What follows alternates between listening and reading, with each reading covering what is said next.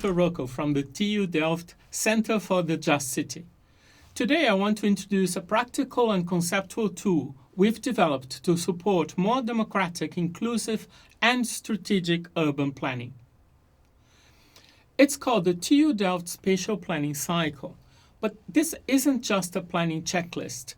It's a framework for transformation, a way to think, act, and co-create in complex urban environments, especially when multiple stakeholders, competing interests, and social injustices are at play. The spatial planning cycle is a structured process that guides planners and communities from understanding needs to implementing change, with participation and justice at the core. It helps answer some of the most urgent questions in urban development today. How can we include all voices, especially those historically excluded? How can we co-create long-term visions and short-term actions? How do we move from strategy to implementation while staying flexible? The cycle is especially useful in contexts of polycentric governance, where power is fragmented and collaboration is essential. It is designed to bridge design, policy, and participation in a way that supports systemic change, particularly in the face of inequality, climate crisis, and rapid urbanization. Let me walk you through the 10 steps briefly. Step 1. To identify needs. Everything begins with understanding what matters most to the community. This isn't just data collection. It is participatory diagnosis, making visible the lived experiences and unmet needs of diverse residents. Step 2. To engage stakeholders. Then, we identify and engage the key actors, citizens, institutions, private actors, and marginalized voices. Effective stakeholder mapping ensures that all perspectives are present from the start. Step 3. To envision together. Planning is not only technical, it's imaginative. In this step, we collectively envision desirable urban futures. It is a space for consensus, creativity, and collective aspiration. Step 4. To co-design strategies. Here we translate visions into strategic pathways. We co-develop spatial strategies, governance tools, and action plans that respond to shared goals. Step 5.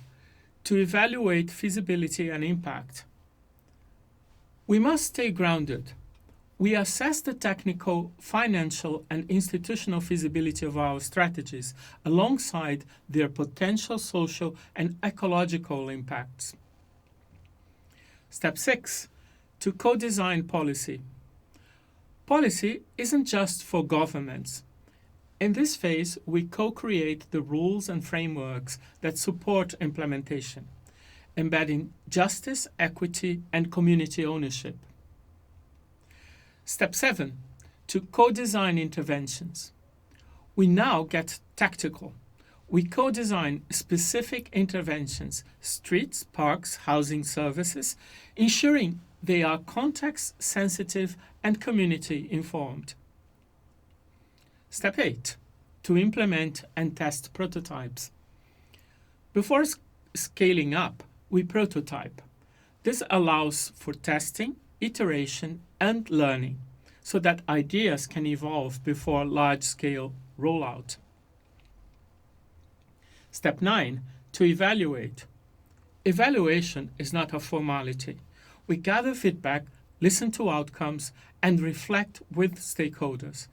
This builds learning loops into the process. And finally, step 10. To upscale. Finally, we assess whether successful initiatives can be scaled across the city or adapted to other contexts. This is how we move from pilot projects to systemic transformation. So why does this cycle matter? It helps us make planning both strategic and just. It reconnects planning with public value, democratic processes, and collective ownership of urban futures. But it's not a universal recipe. The cycle must be adapted to local conditions, different governance systems, cultures, and capacities. It is most powerful when it is locally rooted and globally aware. The TU Delft spatial planning cycle reflects our commitment at TU Delft to planning as a democratic, inclusive, and ethical practice. I invite you to explore it, adapt it, and use it as a platform for action. You can download the manual at the link below. And if you have questions or want to collaborate, reach out to us at the Center for the Just City. Thank you very much for watching.